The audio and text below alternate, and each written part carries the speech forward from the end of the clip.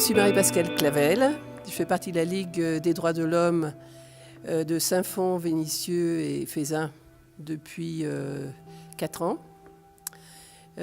Précédemment, j'avais travaillé aussi dans une association qui s'appelle Agir et Défendre de Saint-Fond qui s'occupait des sans-papiers.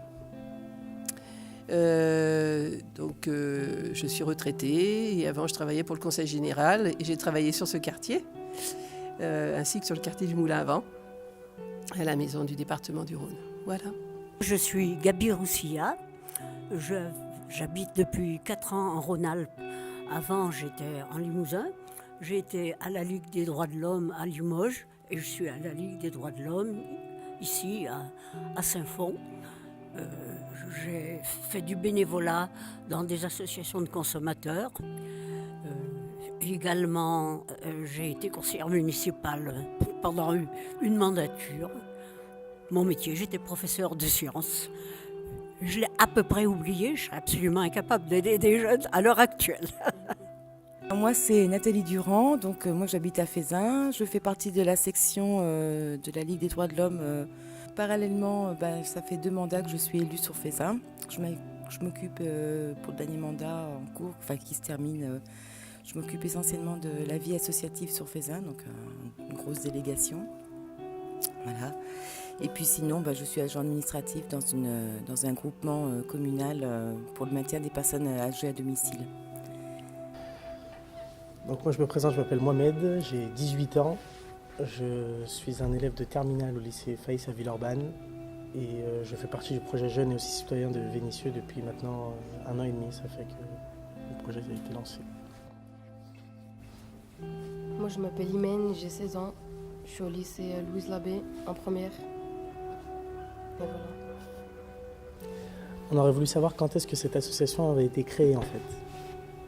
Alors la Fézin, elle a été créée en 1981 à la suite d'une rencontre qui avait été faite par Amnesty International et la Ligue des droits de l'homme de Lyon au sujet de la peine de mort. À ce moment-là, la loi n'était pas votée et Amnesty International expliquait un petit peu qu'est-ce que cette loi qui était pour parler.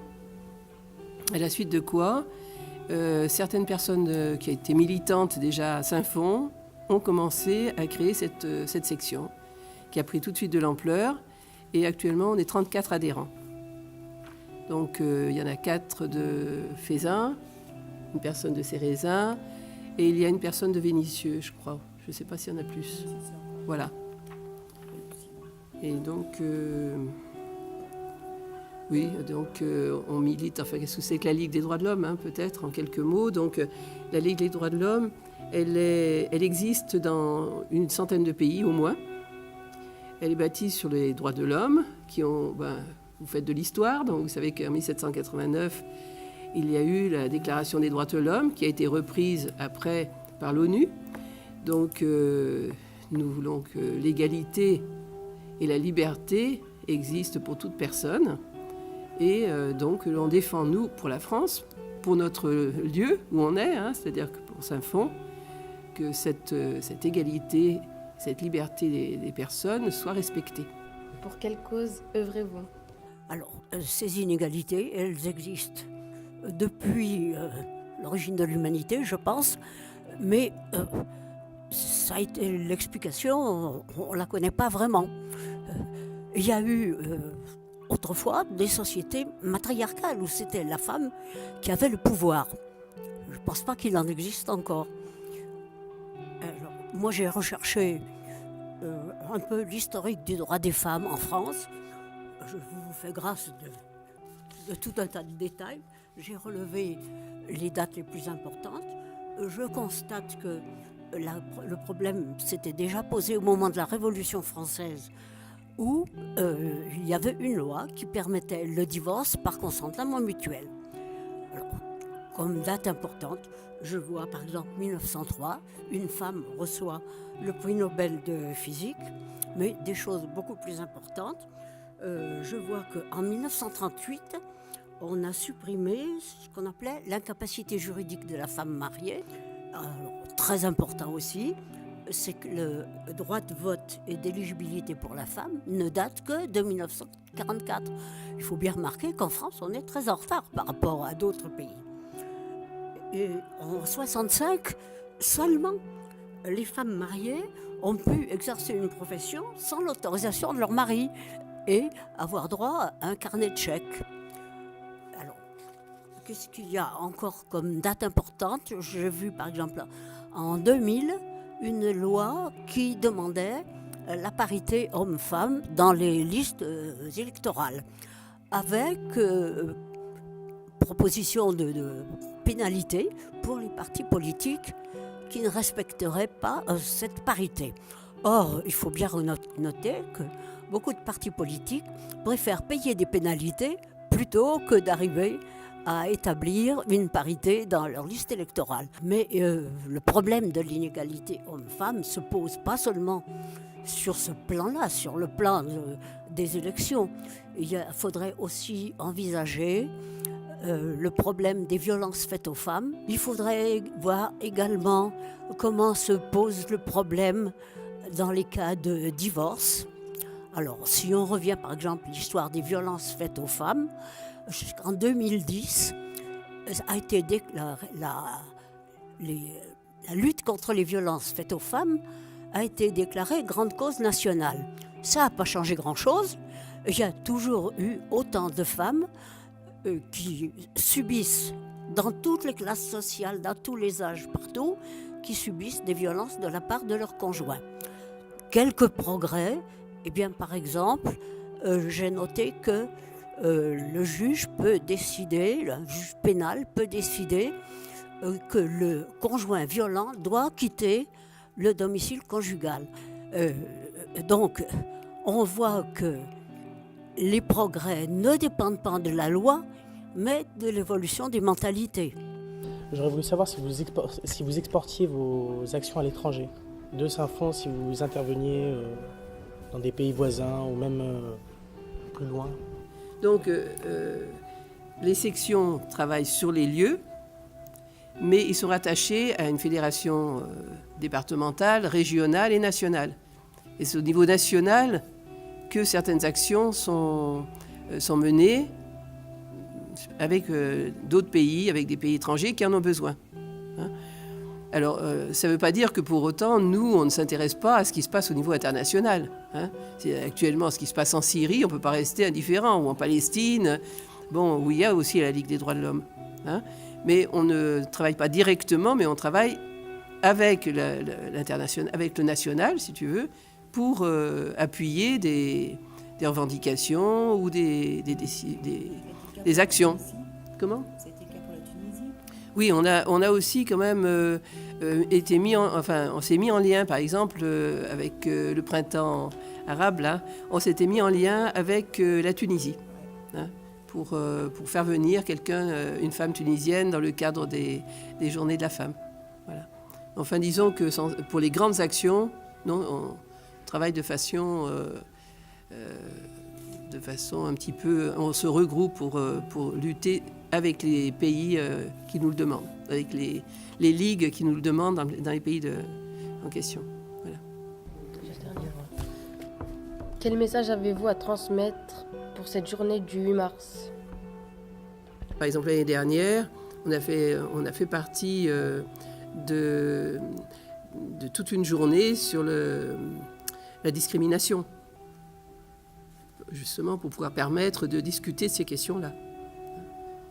Et puis il y a d'autres choses actuellement qui ne sont pas trop mises en valeur dans la société et pourtant qui existent. Hein, on en discutait hier avec Nathalie.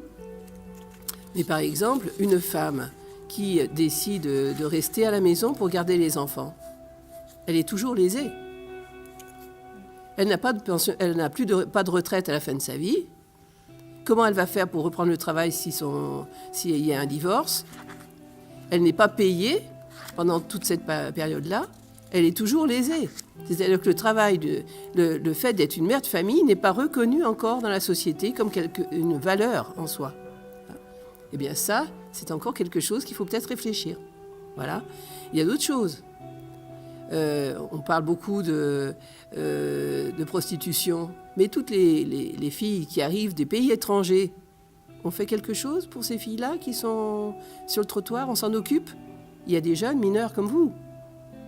Personne s'en occupe. Ah ben oui, c'est sûrement volontaire, elles sont sûrement là parce qu'elles l'ont désiré. Donc il n'y a rien qui est fait à ce niveau-là encore, parce que la société ferme les yeux. Il y a donc beaucoup de choses à faire dans notre société aujourd'hui, et c'est un petit peu ce travail que l'on essaye de faire petitement sur nos lieux où on habite, parce que la Ligue des droits de l'homme, elle a des sections, c'est-à-dire que toute l'agglomération de Lyon est couverte par des sections de la Ligue des droits de l'homme. Et on essaye de faire avancer, là où on est, ces questions-là. Voilà. Et puis juste une chose à rajouter aussi, on en a parlé également hier, on veut que par exemple dans les représentations municipales, enfin les conseils municipaux ou la politique, qu'il y ait la parité entre les hommes et les femmes. La seule chose, c'est qu'un homme qui s'engage, on trouve ça merveilleux, on trouve ça formidable, de même que s'il va faire du sport la semaine et tout. Par contre, une femme qui s'engage et qui doit être absente le soir parce qu'elle a des réunions après le travail, on l'a fait culpabiliser. Moi, je sais que souvent, on m'a dit « Oui, mais tes enfants, quand même, il faut que tu t'en occupes, ça doit être ta priorité. » Eux, ils ont toujours été ma priorité, bien sûr. Mais j'ai aussi, en même temps, parallèlement, je leur ai fait comprendre que ce que je faisais, c'était utile et qu'un jour ou l'autre, j'espère que ce sera pour leur bénéfice plus tard, quoi. Et d'ailleurs, mes enfants se sont engagés, enfin particulièrement mon fils, dans la vie associative et humanitaire. Donc je pense que le message est bien passé. Mais c'est vrai qu'on n'encourage pas franchement les femmes à s'engager parce qu'on leur donne pas le temps, on les fait culpabiliser parce qu'il y a les enfants à la maison, alors que monsieur, s'il s'en va, c'est pas bien grave, quoi. Et c'est très difficile. Et bon, moi en plus j'étais séparée, donc il a fallu à chaque fois que je trouve quelqu'un pour les garder. Et c'était encore pire pour moi dans les sentiments. C'était trouble par moments, quoi. Je me demandais si j'avais eu raison ou pas de l'avoir fait. Bon, finalement, ils ont été sympas. Ils ont même accepté que je me représente pour un deuxième mandat. Donc, j'aurais un espoir. Enfin, j'aurais deux espoirs. J'en ai un qui tient à toute la Ligue. Hein. C'est qu'il y ait quand même des gens de plus en plus de gens qui soient conscients que les valeurs qui sont sur les frontons de nos mairies, elles soient vraiment dans la réalité. Parce que nous avons ce qui est le plus essentiel, qui est marqué sur nos mairies, hein, égalité, fraternité, liberté, et bien que ce soit vraiment concrètement dans nos cœurs et concrètement que ça se passe dans la société. Ça, c'est une première demande. Et puis le deuxième espoir que je voudrais, c'est qu'il y ait beaucoup de jeunes qui s'impliquent dans les associations, qui luttent justement pour l'égalité, la liberté et la fraternité dans notre société. Oui, mais mon désir, c'est aussi celui-là, c'est qu'il y ait davantage de jeunes qui s'impliquent. Il y a quantité d'associations. Nous, on représente la Ligue, mais vous en avez d'autres. Il y a Amnesty International, il y a la CIMAD, il y a le Secours populaire, le Secours catholique. Enfin, vous avez quantité d'associations où les jeunes peuvent militer à tout âge. Voilà. Et un jeune peut très bien y aller, c'est passionnant. On rencontre des gens qui posent des problèmes tout à fait concrets et donc on est amené à se former petit à petit. Il ne faut pas croire qu'on n'est pas capable de militer parce qu'on est jeune. bon, alors moi, je rejoins également mes deux amis pour l'espoir, c'est clair. Et puis faire passer aussi le message que la vie de militant, c'est pas un terme péjoratif, loin de là, c'est enrichissant, ça fait connaître beaucoup de monde, c'est très agréable de se retrouver dans un groupe où on se sent bien, où on est en phase avec nos réflexions.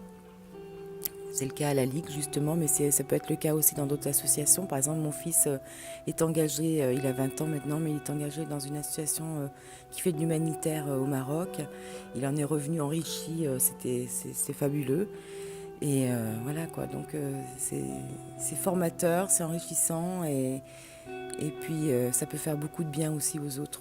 Voilà, donc il faut vraiment pas laisser... il faut qu'il y ait de la relève, hein, ça c'est clair.